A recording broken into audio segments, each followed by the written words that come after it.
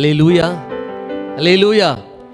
கர்த்தர் நல்லவர், அவரை துதியுங்கள், அவர் கிருபை என்றும் உள்ளது. நம் தேவன் மாறாதவராக இருக்கிறார். அல்லேலூயா. எந்த ஒரு காரியமும் கிறிஸ்துவின் அன்பை விட்டு நம்மை பிரிக்காது. ஆமென். மரணமானாலும் ஜீவனானாலும் உயர்வானாலும் தாழ்வானாலும் நிகழ்காரியமானாலும் வரும் காரியமானாலும் கிறிஸ்துவின் அன்பை விட்டு நம்மை பிரிப்பவன் யார்? பிரிப்பது எது? ஆண்டோடைய அன்புக்குள்ளே தான் இன்னும் இருக்கிறேன்னு சொல்கிறாங்கள சத்தமாக ஒரு அல்லேலூயா சொல்லாமா? அல்லேலூயா. கர்த்தர் நல்லவராக இருக்கிறார். இந்த நேரத்திலும் கர்த்தர் நம்மை உற்சாகப்படுத்த விரும்புகிறார் வார்த்தையினால். கர்த்தருக்கு மகிமை உண்டாகட்டும்.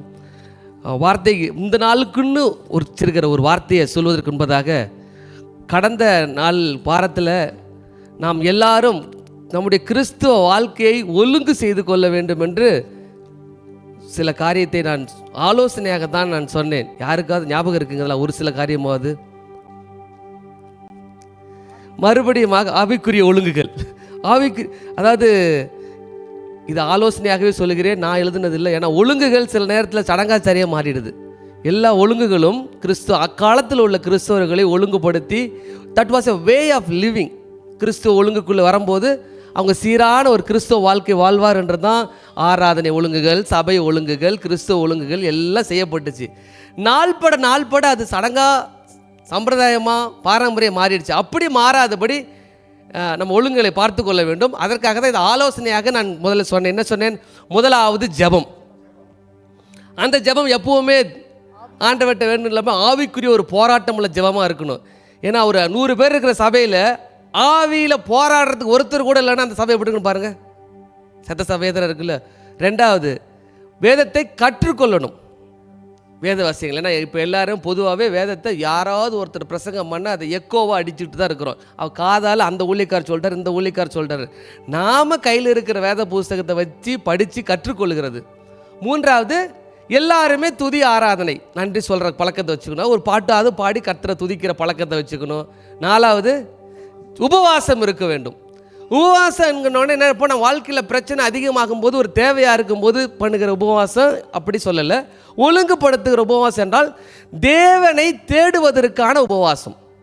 ஒரு வேளை 2 வேளை சாப்பாட்டை தவிர்த்து, கூடுமானால் தண்ணி, இந்த மாதிரி காரியங்கள் தவிர்த்து தேவனை தேட ஒருமுகப்படுத்தணும். அப்படி ஒரு காரியத்தை ஒரு ஆலோசனையாக சொன்ன ஒரு வாரத்துக்கு ஒரு முறை நம்மளால் முடியும். அது சண்டே மார்னிங்னு சொல்லிடாதீங்க. நம்ம சர்ச்சு ஃபாஸ்டிங் பீரியட் 12:30 மணிக்கு முடிஞ்சுட்டு வயிறார சாப்பாடு தராங்க. கொஞ்சம் ஆராதனை முடிஞ்சு 10-10:30 சாப்பிட்ற தம் கட்டினா 2 மணி நேரம், அது உபவாசம் எடுத்துக்காதீங்க. அதை தவிர மித்த நாளில் நீங்கள் ஒரு நாள் உபவாசம் இருந்து ஜெபிக்கிறது நல்லது. அல்லேலூயா. அடுத்து என்ன சொன்னேன்? சபை கூடி வருவதில் சிலர் விட்டுவிடுறது போல் விட்டுவிடக்கூடாது. சபை கூடி வருவது யாரை பார்க்க வரல? பாஸ்டரை பார்க்க, விசுவாசிகளை பார்க்க வரல. ஒருத்தரை பார்த்தாலும் அன்புக்கும் நற்கிரிக்கு ஏவப்படுவதற்கு, பக்தியை தடைவதற்காக சபைக்கு வரும். சபைக்கு வந்து போகக்கூடாது. சபை என்பது ஒரு கட்டிடம் அல்ல. நம்ம கூடி வருவதற்கு ஒரு இடம் தேவை, அதான் கட்டிடம். இதை ஆராதனை நடத்துகிறோம், செய்தி கொடுக்குறோம், தேவாலயமாக பார்க்குறோம். ஆனால் ஆண்டவர் அந்த அக்காலத்திலே சொன்னார், கையினால் கட்டின ஆலயத்தில் குடியிருக்க மாட்டேன்னு. இருந்தாலும் இந்த இடத்துல ஆண்டவர் உலாவுகிறாருன்னு சொல்கிறேன். இந்த இடத்துல இல்லை, நாங்கள் பனியாசில் உலாவின இடத்துல கர்த்தரை ஆசீர்வதித்து என்னை இந்த அளவுக்கு நிறுத்தியிருக்கிறார். என் வாழ்க்கையில் சாட்சியில் அடுக்குவேன். வனாந்தரத்தில் அழியில் போயிட்டு வந்துட்டு இருக்கிறவங்கலாம் பார்த்தாங்க. அங்கே ஆண்டவர் ஆராதித்தோம், வாக்கு கொடுத்தார், அந்த வாக்கை நிறைவேற்றினார். கூடி வருகிற இடத்துல ஆண்டவர் வரார். வந்த இடத்துல விசுவாசிகள் கூடுகிற எங்கே இடம் வந்தாலும் ஒரு ஐக்கியப்படணும். அவங்களோட சபையோடு வர 4 பேரோட பழகி அவங்களோட ஐக்கியப்படணும். யூத் மீட்டிங்காக இருக்கலாம், பராமரிப்பு குழுவாக இருக்கலாம், ஐக்கியப்படணும். நாள்பட ஐக்கியத்தின் எல்லை பெரிதாகும் போது தான் உங்களுக்கு ஒருவருக்கு ஒருவர் உதவி செய்யுங்கள், ஜெபம் பண்ணுங்கள், தாங்குங்கள், உற்சாகப்படுத்துங்கள், புத்தி சொல்லுற வசனத்தெல்லாம் நீங்கள் இம்ப்ளிமெண்ட் அதை அபியாசப்படுத்துவீங்க. அப்போ சிரமங்கள் புரியும். தனிக்காட்டு ராஜாவாக இருக்கிறத விட கூடி வாழ்கிறதுல தான் கோடி நன்மையும் இருந்தாலும் அத்தனை ஃப்ரிக்ஷனும் இருக்குன்னு, அதுதான் நம்ம மெருகேற்றி சீஷனாக மாற்றுகிற இடமா இருக்குது. அடுத்து சபைக்கு வந்துட்டு திருவிருந்து எடுக்காமல் போகக்கூடாது. சில பேர் திருவிருந்து தான் ஆப்சண்ட் ஆகிடுவாங்க, ஏன்னா அவங்க ஞானசம் எடுக்கலன்ட்டு. அப்படிலாம் இருக்கக்கூடாது. சபைக்கு வரவங்க திருவிருந்து எடுக்கணும். அல்லேலூயா. அடுத்து என்ன சொன்னேன்? ஆமாம், எல்லாருமே சபைக்கு வர எல்லாரும் கர்த்தருக்கு ஊழியம் செய்யணும். நம்ம தான் ஒழுங்கு. நம்ம கொடுத்த சபைக்கு போகிறோம். சபையில் நடக்கிற நிகழ்ச்சியில் ஒரு காரியத்தில் ஏதாவது ஒரு ஊழியத்தை செய்யணும். சபை மூலமாக சபை ஆராதனை ஒழுங்குமுறைகளை தவிர வெளியே ஊழியங்கள் நடக்குது இல்லைங்களா? அதில் ஒன்றில் கலந்துக்கிட்டால் போதும். உங்களுக்கு வாரம் டெய்லி ஓடலாம் சொல்லலை. அப்பப்போ நடக்கிற ஊழியங்களை அப்படி ஆரம்பிங்க. எல்லாமே ஒரு விதை, ஒரு சின்னதுலேருந்து ஆரம்பிக்கும். கர்த்தர் உங்களை அழைக்கிறார், இல்லாட்டி உங்களுக்கு பாரம் அதிகமாக இருக்குன்னா நீங்கள் நிறைய செய்யலாம். அடுத்து இது முக்கியமான காரியம், தசம பாகம். பழைய ஏற்பாட்டு முறை, ஈவன் இயேசு கிறிஸ்து வாழ்ந்த போது நியாயப்பிரமாணம் தான் இருந்தது. மத்தேயு 23:23 சொல்லுகிற போது அந்த நியாயப்பிரமாண முறைகள் சொல்லுகிறார் என்றுக்காக கரெக்டு தான். புதிய ஏற்பாட்டு சபை ஒழுங்கு திட்டங்கள் நிருபங்கள் எழுதப்பட்டிருந்தாலும் நம்ம நிருபங்கள் சொன்ன மாதிரிலாம் யாரும் அவ்வளோ பெருசாலாம் கொடுக்கல. உண்ணும் உடுக்கும் இருந்தால் போதுன்னு மீதி எடுத்து கொடுத்துருவோமான்னு நம்ம கொடுக்க அவ்வளோலாம் கொடுக்க மனசு இல்லை. அப்போஸ்தலர் நடபடிகள் புஸ்தகத்தை படித்து சொத்தை வித்து கொண்டாந்து கொடுத்துருவோமா? கிடையாது. அப்படி நம்மளை ஒழுங்குபடுத்திக் கொள்வதற்கு தசம பாகத்தையாவது கொடுப்போம். அது ஸ்கிரிப்சுரல் இல்லைன்னே சொல்கிறவங்களுக்கு நம்ம ஒன்றும் சொல்ல முடியாது. இப்போது அது வேதத்தின்படி இல்லைன்றாங்க புதிய ஏற்பாட்டில் அப்படின்னு சொல்லி பெரும்பான்மையான கூட்டம் பேசல. சபை நடத்தாத தனியாக உட்காந்துருக்கு பார்த்தீங்களா, அவங்க தான் இது அதிகம் சொல்லுவாங்க. அது புதிய ஏற்பாட்டில் அப்படி யாரையும் நிர்பந்தம் படுத்தலை. ஆனால் அவர்கள் தசம பாகத்துக்கு மேலாகத்தான் கொடுத்தார்கள். அங்கே எல்லாத்துலையும் பார்க்க போனால் திராணிக்கு மிஞ்சி ஜீவனத்துக்குரியதெல்லாம் கொடுத்தவங்களாம் இருக்கிறாங்க. அதில் தசம பாகமாவது ஒழுங்கு பண்ணிக்கலாமே. கொடுக்குறவங்களுக்கு சொல்கிறேன், கொடுக்குறவங்க என்ன பண்ணுவோம் தெரியுங்களா? நம்ம ஒரு காலத்தில் அப்படி தான் இருந்திருக்கிறோம். நம்ம ஃபேன் பேஜை க்ரியேட் பண்ணி நாம் 4 பேர்த்து கொடுத்துட்ருப்போம். சபையெல்லாம் கொடுக்க தேவையில்லை. நம்ம அந்த ஊழியக்காரர் நமக்கு ரெஸ்பாண்ட் பண்ணலன்னா அடுத்து டைவெர்ட் பண்ண அடுத்த ஊழியக்காரருக்கு இந்த ஸ்தாபனத்துக்கு கொடுப்போம். நம்மளை கண்டுக்கலப்பா, இந்தியாவுக்கு போகும்போது ஒரு ப்ரைஸ் லாட் பண்ணல, பணம் கிரெடிட் ஆச்சுன்னு கூட சொல்ல, அடுத்து மாற்று. இது நமக்கு ஒழுங்கினத்தை கொண்டு வந்துடும். கர்த்தருக்கு தான் கொடுக்குறோம், யாருக்கோ கொடுத்துட்டு எங்கேயும் இருக்காது. அப்புறம் நம்மளே ஃபாலோ பண்ணுவாங்க. இது நமக்கு ஒரு பெருமையை கூட கொண்டு வந்துடும். யாருக்குமே தெரியாமல் நான் போகிற சபையில் காணிக்கப்பட்டில் போட்டால் கர்த்தருக்கு தான் போகுது. நம்ம அடக்க உடக்கமாக தாழ்மையாக இருக்கிறது நம்ம போதும். இதில் ஒழுங்குபடுத்திக்க வேண்டியது வேறு ஒன்றும் இல்லை. உங்கள்ட்ட காசு கேட்டு தான் சபை நடத்துறதுன்னு யாருக்கும் கிடையாது. கர்த்தர் ஆரம்பித்தவர் நடத்துவார். நாம் ஒழுங்கு இல்லாதவரெல்லாம் போகக்கூடாதுன்றதுக்காக தான் சொல்கிறது. அல்லேலூயா. நீங்கள் எத்தனை பேர் சபை கொடுக்குறீங்க, தசமமாக கொடுக்கல அப்படிங்கிறது சபை தலைவர்களுக்கு தெரியும். அதை கவுண்ட் பண்ணுறவங்கெல்லாம் தெரியும். அதனால் உங்கள்கிட்ட ஏன் கொடுக்கல நிறைய கேட்டிருக்காங்களா? இல்லை. ஆனால் நம்ம கிறிஸ்துவ வாழ்க்கை கடைசியில் பரலோகம் போகும்போது தெரியும். ஆக்கிரமக்காரரே என்னை விட்டு அகன்று போங்கன்னு ஆண்டவர் சொல்லிட்டான்னு வச்சிங்களேன், அன்றைய வரைக்கும் நமக்கு எதுவுமே தெரியாது. நம்ம கர்த்தருக்கு தான் சரி நினச்சிட்டு இருப்போம். அதனால் அந்த காரியத்தை கொஞ்சம் ஒழுங்குபடுத்தி கொள்ளுங்கள். நான் உற்சாகப்படுத்துகிறேன், அவ்வளோதான். நீங்கள் உங்கள் பர்சனலாக சொல்ல போனால் பாக்கெட்டில் விட்டே காசு எடுத்துருவேன். ஆனால் அப்படி எடுப்பதுனால தேவன் ராஜ்யத்துக்கு மகிமை இல்லை. அதை ஒழுங்குபடுத்தி. அடுத்ததாக 10வது, சபைக்கு போகிற சபை தலைவர்கள் அல்லது தன்னை நடத்துகிறவர்களுக்கு கீழ்ப்படிந்திருக்க கற்றுக்கொள்ள வேண்டும். எபிரேயர் 13:17 படி நம்ம யாருக்கும் அக்கௌண்ட் கொடுக்க மாட்டேன், தேவனுக்கு மட்டும் தான் கொடுப்போம்னா சபைக்கு வரக்கூடாது. உண்மையிலே சபை என்பது கூடி வருதல். அங்கே ஆரம்ப காலத்திலிருந்தே அங்கே இருக்கிறவங்களுக்கு கீழ்ப்படி நடக்கணுங்கிறதா சபை ஒழுங்குகள். இப்படிலாம் ஒழுங்குபடுத்தி நீங்கள் 6 மாதம் வாழ்ந்து பாருங்களேன், நம்ம வாழ்க்கை முறையில் தேவனை அதிகமாக கண்டு கொள்ள முடியும். அல்லேலூயா.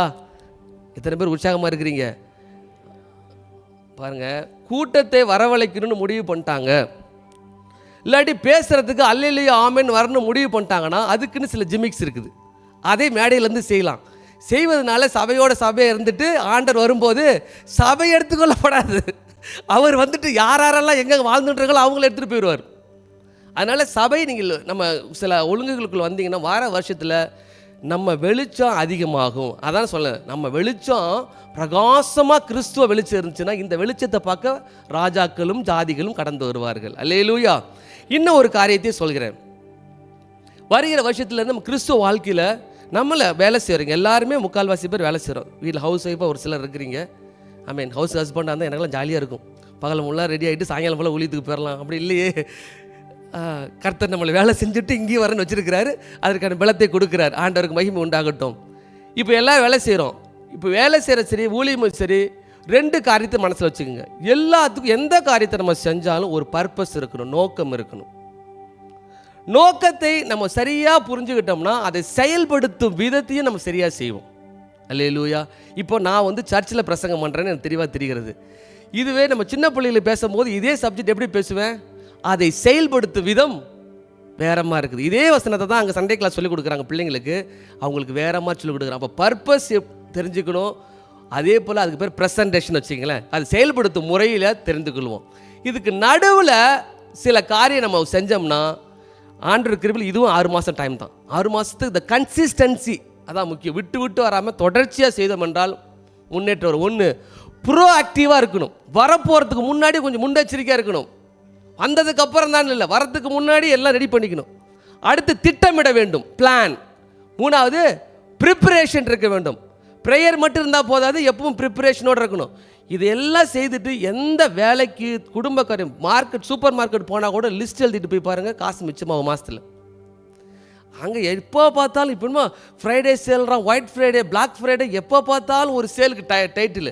நாம் ஒன்று வாங்க போனோம்னா ஆஃபர் இருக்கும், ஆஃபர் இருக்கிறத 2-3 வாங்கிடுவோம், ஆனால் யூஸே இருக்காது. ஆனால் திட்டமிட்டு வாழ்கிற வாழ்க்கைக்குள்ளே பழகிட்டோம்னா என்ன 5 ரூபா மிச்சம் பண்ண போகிறோம்? கர்த்தர் எவ்வளோ 5 ரூபா தேவையானாலும் 50 ரூபா தேவையானாலும் கர்த்தர் ஒருவர் தான் கொடுக்குறார். ஆமாம் தானுங்களா? அப்படி நம்பி விசுவாசத்தோட போவோம். நீங்கள் திட்டமிட்டு வாழுங்கள். சபை ஊழியத்தை கூட திட்டமிட்டு செய்யலாம். உங்கள் பர்சனல் லைஃப், வேலைக்கு கூட நீங்கள் திட்டமிட்டு போகணும். எத்தனை பேர் வேலையில் போய் டு டூ லிஸ்ட் எழுதுறீங்க? அதெல்லாம் ஒன்றும் இல்லை, அப்படி காற்று போகிற போக்குலேயே போயிடுறது. அதை ப்ரையாரிட்டைஸ் பண்ணுவீங்களா? இந்த 10 வேலை இருக்குன்னா 10ல் எது முக்கியம்னு பண்ணுவீங்களா? இல்லைன்னா ஒரு நாளைக்கு 200 இமெயில் என்னால் ஹேண்டிலே பண்ண முடியாது. இல்லாட்டி எத்தனை இமெயில் போட்டாலும் கிட்டத்தட்ட நான் நம்ப மாட்டீங்க, ஒரு ப்ராஜெக்ட்டுக்கு 250 ஃபோல்டருக்கு மேலே வச்சுருப்பேன். உங்களால் இமெயில் ட்ராக் பண்ண முடியுமான்னு தெரில. அவ்வளோ வெரைட்டி, என் ஃபிங்கரே நடுங்க. ஆண்டர் கிருபை தான் அதெல்லாம். இதுக்கு நடுவுலையும் சர்ச்சுக்கு அரைச்சி பார்த்துரும். அப்படின்னா அது கிருபை தான், அவ்வளோதான். நீங்கள் ப்ரையாரிட்டைஸ் பண்ணிட்டுங்கிறது சர்ச்சு வீட்டை விட்டு இறங்கும் போது மைண்டு ஓட விட்டிங்கன்னா அங்கே போன ½ அன் ஹவரில் அங்கே உங்கள் அந்த ஹோல் டே ஒர்க்கை நீங்கள் கண்ட்ரோல் எடுத்துருவீங்க. 1 ஹவர் தான் இந்த ஹோல் டே ஒர்க்கு கண்ட்ரோல் எடுப்பதற்கு.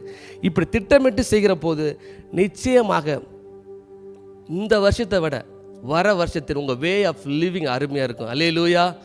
எத்தனை பேர் விசுவாசிக்கிறீங்க? அதான் இதுதான். இது ஏன் சொல்கிறேன்னா, உங்களுக்கு கர்த்தருடைய செய்தி உற்சாகப்படுத்த ஒரு 20 நிமிஷம் எடுத்துருக்கிறேன்.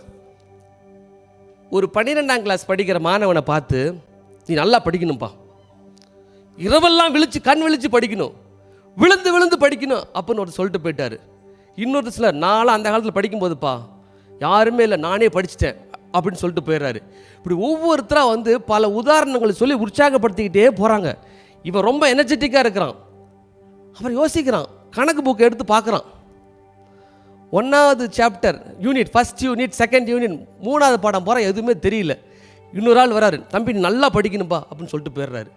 இப்படி வரவங்க எல்லாருமே உற்சாகப்படுத்தினா பாடம் சொல்லி கொடுக்குறது யாரு? சொல்கிறது உங்களுக்கு புரியுதுங்களா? எல்லாருமே உற்சாகப்படுத்துகிறாங்க அவனை. ஆனால் அந்த மாணவனுக்கு பக்கத்தில் உட்காந்து பாடம் சொல்லி கொடுக்குற ஆள் இருந்தால் மட்டும்தான் அவன் படிக்க முடியும். கிறிஸ்துவ வாழ்க்கையில் இன்றைக்கு யூடியூப் எத்தனை பேர் பார்த்தாலும் சரி, யூடியூப்பை பார்த்து இதான் சபைன்னு நீங்கள் புதுசாக நம்பிக்கிட்டு இருக்கிறவங்களா இருந்தாலும் சரி, உங்களுக்கு சொல்கிறேன், அது கிடையாது. கிறிஸ்துவர்களுக்கு உபதேசத்தில் நிலைத்து நிற்க வேண்டும். அப்படின்னா ஆங்கிலத்தில் பேர் டீச்சிங்ஸ். 100க்கு 100 உற்சாகப்படுத்துகிற வார்த்தையும் இருக்குது. அதை விட உங்களுக்கு பாடம் சொல்லி கொடுக்குறது ரொம்ப முக்கியம். உற்சாகப்படுத்த 5 நிமிஷம் 10 நிமிஷம், ஆனால் பாடம் சொல்லி கொடுக்குற பக்கத்தில் உட்காந்து படித்து புரியாட்டி அந்த மாணவன் என்ன பண்ணுறாங்க, டியூஷனுக்கு அனுப்புகிறாங்க. ஏன்னா விலங்குல அங்கே தனித்த முறையில் சொல்லிக் கொடுக்கணும். அதுக்கு பேர் பைபிள் ஸ்டடி, கேர் செல், ப்ரேயர் செல் அப்படிலாம் வச்சு தனியாக சொல்லிக் கொடுத்து அவரை டெவலப் பண்ணுறாங்க. நம்ம சபையில் டெவலப் பண்ணுறதுக்கு பேர் ஸ்ரீசத்துவம், அடுத்து ஊழியர்கள், இல்லையா? இதெல்லாம் நமக்கு சபைக்கு மிகவும் அவசியமாக இருக்கிறது. நீங்கள் அப்படி பயத்தை கற்றுக்கொள்கிற போது கர்த்தர் உங்களை ஆசீர்வதிக்கிறார். அல்லேலூயா! முதல்ல தேவ ராஜ்யத்தை தேடுவோம், வர வருஷம் நமக்கு ஆசீர்வாதமாக இருக்கும். அல்லேலூயா! கர்த்தருக்கே மகிமை உண்டாவதாக. இந்த நாளுக்கென்று சபையாருக்கு தேவன் உற்சாகம் ஊட்டும்படியாக வைத்திருக்கிற ஒரு வசனத்தை நம்ம வாசிக்க நம்ம தொடர்ந்து செய்திக்குள்ளே போகலாம். இப்பொழுது கண்களை மூடி ஆண்டவர் எங்களோடு பேசும் என்று சொல்லுங்களேன்.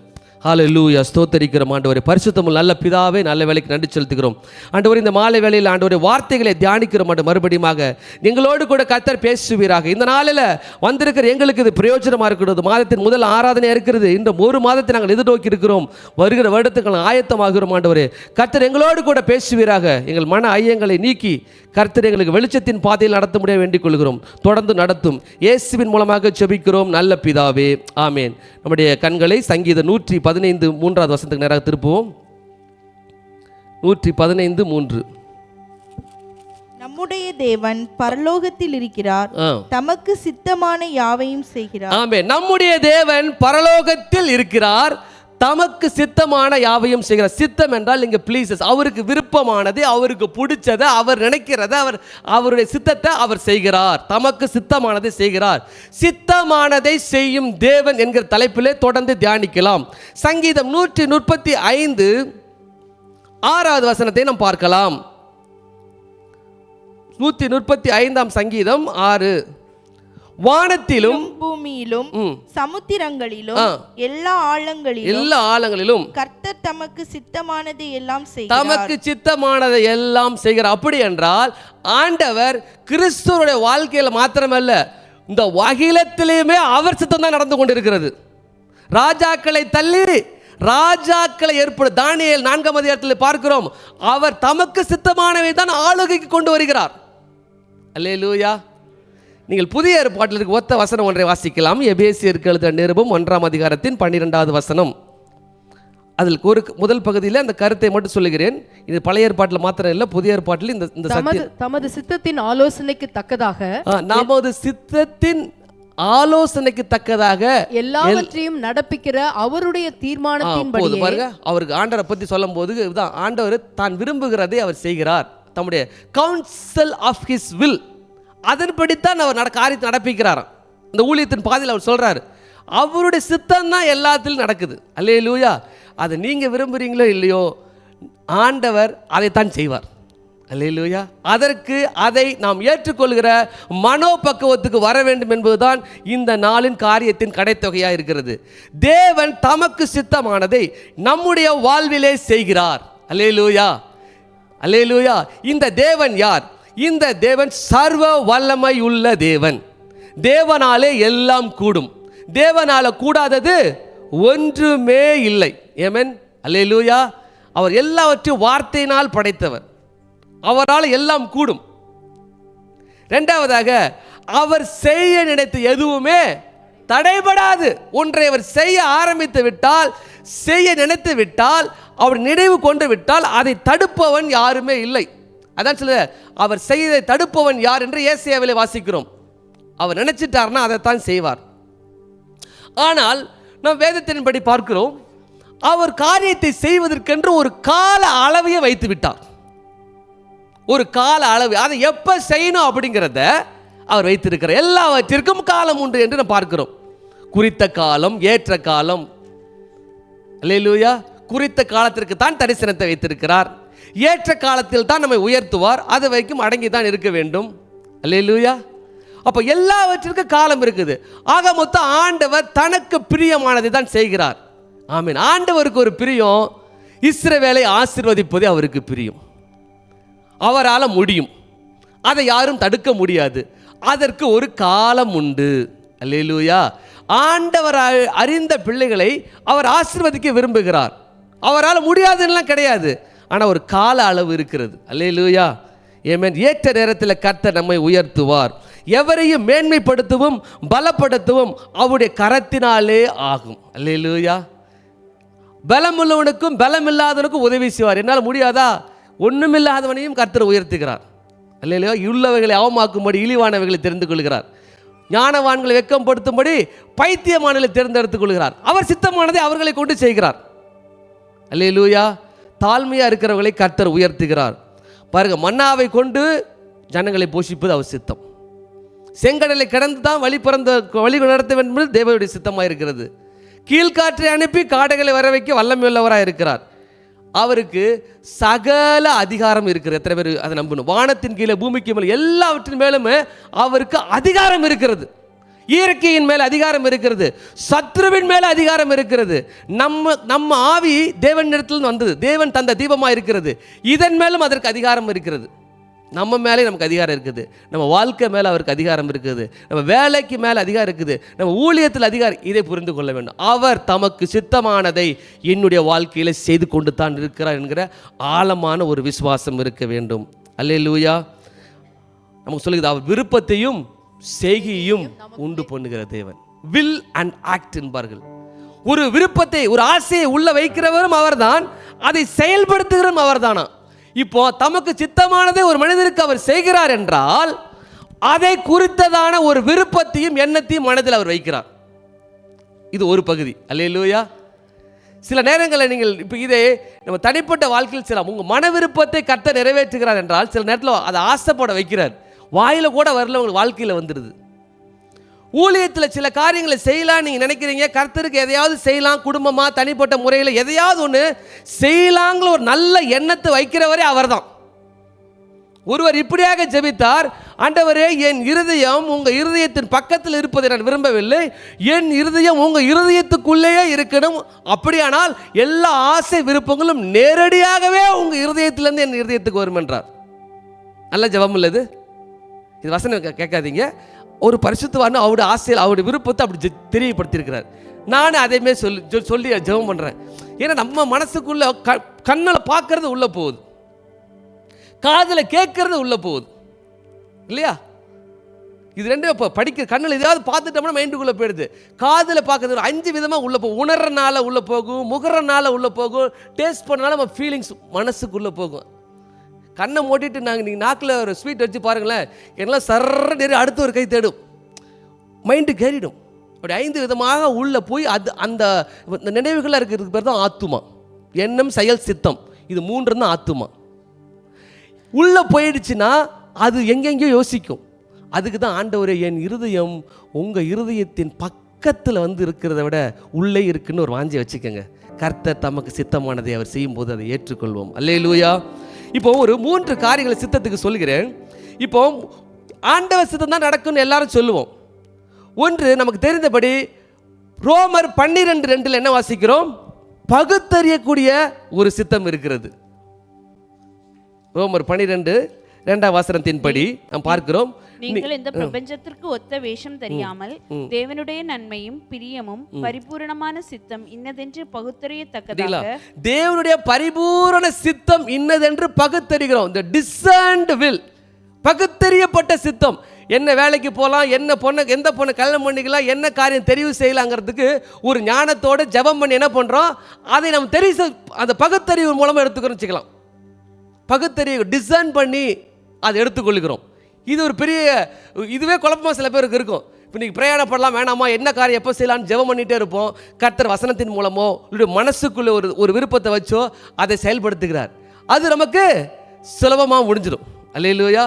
தேவ சித்தத்துக்கு அர்ப்பணிக்கிற இந்த காரியத்தில் நமக்கு இந்த டிசைன்டு வில் ஈஸியாக நமக்கு உதவியாக இருக்கும். ஆண்டு சமூகத்தில் ஜெபித்து அவரோட அலைனாக இருக்கும்போது, ஒன்றாக இருக்கும்போது ஈஸியாக அதை புரிந்து கொள்கிறோம். ரொம்ப காலம் எடுக்காது.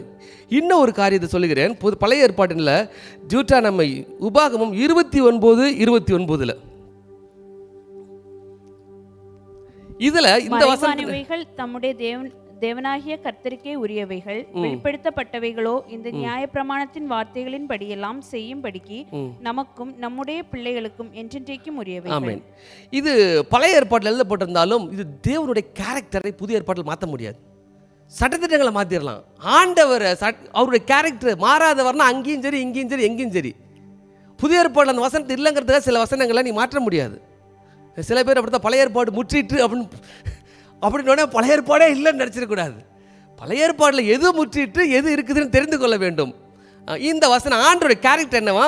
மறைவானுகள் நம்முடைய தேவனை கர்த்தருக்குரியவர்கள், வெளிப்படுத்தப்பட்டவைகளோ இந்த நியாயப்பிரமாணத்தின் வார்த்தைகள் படியெல்லாம் செய்யும்படி கர்த்தர் நம்முடைய பிள்ளைகளுக்கும் என்றென்றைக்கும் உரியவைகள். இப்போ வெளிப்படுத்தப்பட்டது இன்னும் என்ன சொல்கிறதை ரிவியல், காட்ஸ் ரிவியல்டு வில். சில வெளிப்படுத்தப்பட்ட சித்தம்னு இருக்கும். என்னது? நாம் பரிசுத்தமாக இருக்கணும் அப்படிங்கிறது தேவ சித்தம். எல்லாத்துக்கும் ஸ்தோத்திரம் பண்ணணும் அப்படிங்கிறது தேவ சித்தம். இப்படி வேதத்தில் சில வசனங்கள் இருக்கு. இது வெளிப்படுத்தப்பட்டது. இது கடவுளுக்கு தேவனுக்கு பிரியம். இதான் ஆண்டவர் சித்தம். அல்லேலூயா. ஆண்டவரை இயேசு கிறிஸ்துவை பார்த்தீங்கன்னா கூட அந்த சித்தத்துக்கு ரொம்ப முக்கியத்துவம் கொடுப்பார். வெளிப்படுத்தப்பட்டு அவருக்கு என்னது? என்னை அனுப்பினோட சித்தத்தை செய்வதுதான் எனக்கு போஜனம்.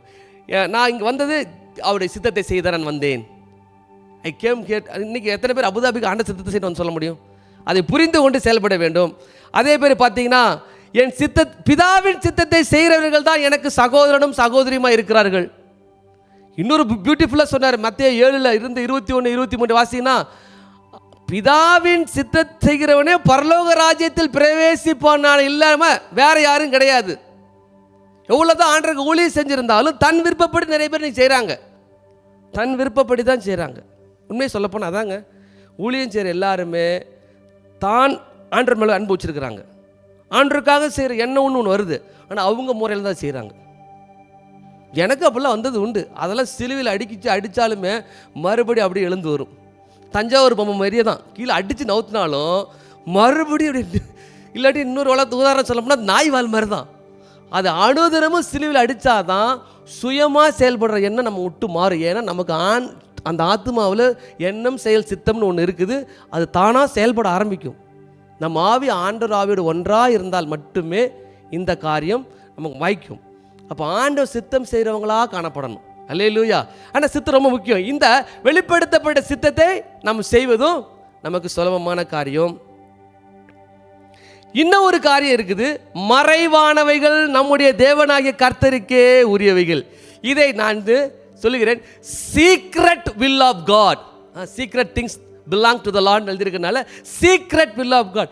இது தான் நமக்கு புரியாத புதிர். ஏன் நடக்குது, எதுக்கு நடக்குது, இதை குறித்து தேவ சித்தம் என்னன்னு கீச் மூச் ஒரு வார்த்தை சொல்ல மாட்டார். மறைவானவைகள் நம்முடைய தேவனாகிய கர்த்தருக்கே உரியவைகள். எத்தனை பேர் வாழ்க்கையில் இன்றைக்கு 11 மாதம் ஆகிவிட்டது, கர்த்தருடைய வார்த்தை என் வாழ்க்கையில் நிறைவேற்றி விட்டுச்சா, வாக்குத்தத்தம் நிறைவேறிடுச்சா, ஏன் என்று நீ கேள்வி கேட்கலாம், நானும் கேள்வி கேட்கலாம். விடை ஒன்றும் இல்லை. அப்படிதானுங்களே? நான்லாம் கேள்வி கேட்டேன்னா எவ்வளோ கேள்வி கேட்பேன். இருந்தாலும் அந்த கிறிஸ்டியன் ஃபெய்த் தடுத்து நிறுத்திட்டு இருக்கு, அவ்வளோதான். எல்லாருடைய மனித வாழ்க்கையிலும் ஏன் இது நடக்குது, ஏன் எனக்கு இன்னும் நடக்கவில்லை, எனக்கு ஏன் இந்த பாதை, ஏன் சூழ்நிலை ஏன் மாறவில்லை, இப்படி பல கேள்விகளுக்கு இன்னும் அந்த காரியத்தினுடைய வெளிப்படவில்லை என்றால் மறைவானவைகள் நம்முடைய தேவனாகிய கர்த்தருக்கே உரியவைகள். கேள்வி கேட்டாலும் பதில் வராது. அதுக்கு என்ன பண்ணணும்னா, how to respond to this. ஒன்று கர்த்தரை நம்பியே வாழணும், விசுவாசத்திலே நடக்கணும். இதை தவிர வேறு எது எனக்கு தெரியல. அவரை நம்புகிறேங்க நான். அவர் சொன்ன வாக்கை நான் நம்புகிறேன். அவர் சொன்ன வாக்கை நான் நம்புகிறேன். அப்படியே விசுவாசத்தின்படியே நடக்கிறேன். நான் தரிசித்து நடக்கலை, இப்போ விசுவாசித்தே நடக்கிறேன். அல்லேலூயா. இதை ரெண்டை தவிர எனக்கு இப்பொழுது சொல்வதற்கு ஒரு பெரிய சத்தியம் என்று தெரியல. ஆனால் மறைவானது அவருக்குரியது. ஒரு நம்பிக்கை உண்டு எனக்கு. என்னது? கிறிஸ்துவ நமக்கு அவர் நன்மையாக முடிய பண்ணுவார். தேவனிடத்து அவர் அழைக்கப்பட்டவர்களாகி நமக்கு அவரிடத்தில் அன்பு கூறுவதனால எல்லாவற்றையும் அவர் நன்மைக்கு நேராக நன்மைக்கு ஏதுவாக தான் நடத்துகிறார். அல்லேலூயா. அந்த நம்பிக்கை எனக்கு இருக்குது. கர்த்தர் தன் ஜனத்திற்கு நன்மை செய்கிறார். அல்லேலூயா. நம்மளை வெட்கப்படுத்த மாட்டார். அந்த விசுவாசம் நமக்குள்ளே இருக்கா இல்லையா? இன்றைக்கு எத்தனையோ பேருக்கு வருஷம் கடைசியில் முடியுது, நிலைமை மாறல நினைக்கிறீங்களா? நிலைமை மாறுதோ இல்லையோ நாம மாறணும். என்னை கொன்று போட்டாலும் அவர் மேல் நம்பிக்கையாக இருப்பேன். அவர் எனக்கு ஒரு நாள் பதில் சொல்வார் என்று நான் அவரிடம் சொல்லவில்லை, அவரும் என்னிடம் சொல்லவில்லை, ஆனால் செய்வார். அல்லேலூயா. அவர் சொன்னதை மறந்து போகிறதுக்கு ஒரு மனுஷன் கிடையாது. அல்லேலூயா. நான் சொல்கிறது புரியுதுங்களா? உடனே டிசம்பருக்குள்ளே வந்துன்னு சொல்லிட்டு போயிட்டா நடக்கலைன்னா நான் என்ன பண்ணுறது? ஆனால் என் சொன்னவர் செய்வார், செய்ய நினைச்சவர் செய்து முடிப்பார், தன் சித்தத்தை உங்கள் வாழ்க்கையில் நிறைவேற்றுவார். அல்லேலூயா. எத்தனை பேர் நம்புறீங்க? சரி, நேரம் இல்லை. ஒரு வசனத்தை நம்ம வாசிக்கலாமா? மார்க் 14வது அதிகாரம்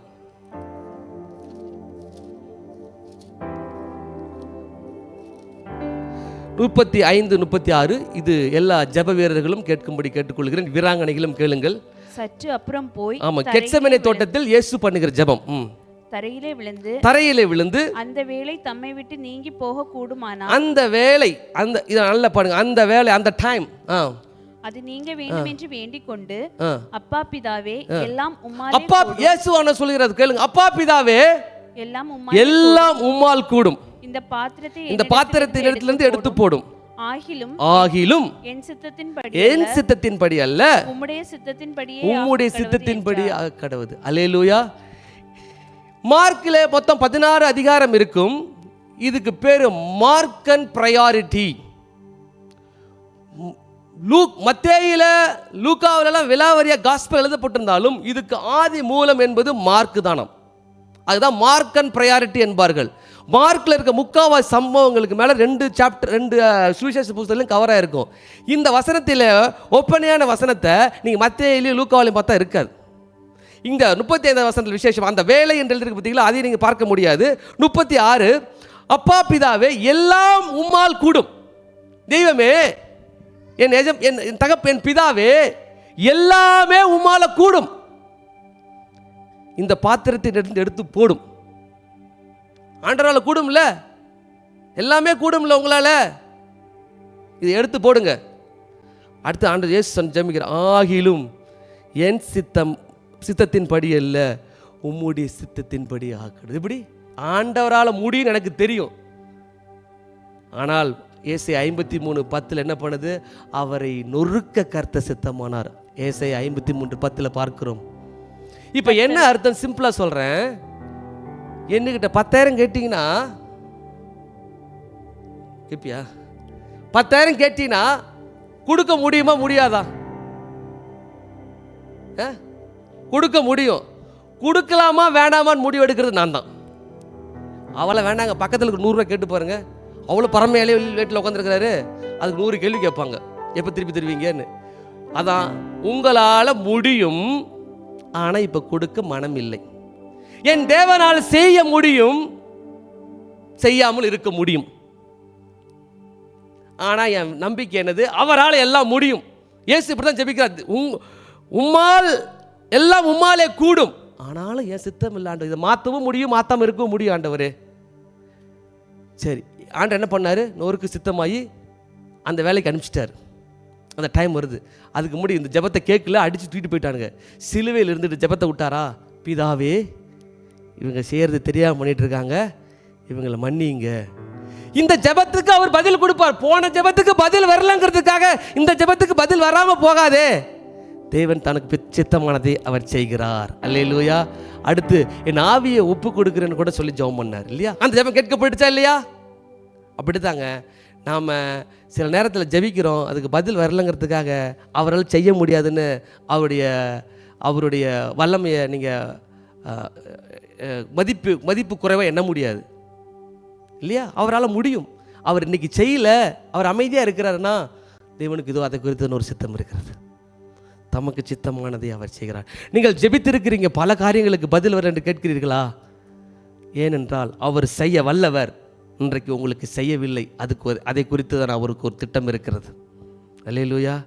மறைவானவைகள் கர்த்தருக்கு உரியவைகள். ஆமென். கர்த்தருடைய நாம் மையப்படுவதாக. கண்களை மூடி அப்படி ஒரு நிமிஷம் ஜெபம் பண்ணலாமா? இதுவரைக்கும் நடக்கலைங்கிறதுக்காக நடக்காத போகாது சகோதரனே. நீ நினைச்ச மாதிரி அவர் நடக்காது. அவர் நினைவுகள் வேற, அவர் வழி வேற.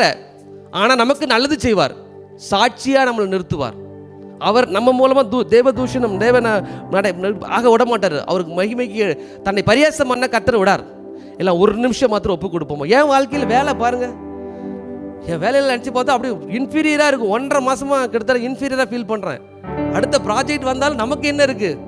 ஆனாலும் கர்த்தர் தமக்கு சித்தமானதை செய்கிறார். ஒரே ஒரு வார்த்தை, எனக்கு நன்மை செய்யாமல் வேற யாருக்கு நன்மை செய்வார்? எல்லா கண்களை மூடி ஆண்டவரே, வாக்குகளை நிறைவேற்றுகிற தேவனே, உன் விருப்பத்தின்படி எல்லாவற்றையும் வானத்திலும் பூமியிலும் சமுத்திரத்திலும் செய்கிற தேவன், நீர் விரும்புகிறதை எங்கள் வாழ்க்கையில செய்ய முடியாது நாங்கள் விட்டுக் கொடுக்கிறோம். ஆனால் சபையார் வெக்கப்பட்டு போகக்கூடாது ராஜா. ஒரு விஷயத்தில் கூட தலையை நிமிர பண்ணுகிற தேவன், எங்களை ஆனந்த களிப்பாய் மாற்றுகிற தேவன், சாட்சியா நிறுத்துகிற தேவன். இதே தேசத்தில் வெக்கம் அனுபவித்த சகல தேசங்களில் எங்கள் ஒவ்வொருவரையும் கீர்த்தி புகழ்ச்சியை வைத்து நாமத்தை மகிமைப்படுத்துகிற ராஜா. நீர் இன்னார் என்பதை நாங்கள் புரிந்து கொண்டு அநேகருக்கு புரிய வைக்க வண்ணமாக நாங்கள் நினைத்த காரியத்தில் நாங்கள் நினைத்ததை விட நீங்கள் அதிகமாக செய்திகளை ஆசீர்வதிப்பீராக. தொடர்ந்து இந்த மாதம் முழுக்க அற்புதங்களால் நிரப்புங்க, அதிசயங்களால் நிரப்புங்க. உங்களுடைய ஆறுதல் எங்கள் வாழ்க்கையில் பெருகட்டும், வழிநடத்தல் எங்களோடு இருக்கட்டும் ஆண்டவரே. எங்கள் சித்தத்தின்படி அல்ல, உங்களுடைய சித்தத்தின்படியே கேட்கிறோம். நீர் பதில் தருவீர் என்கிறதே எங்கள் தைரியம் ஆண்டவரே.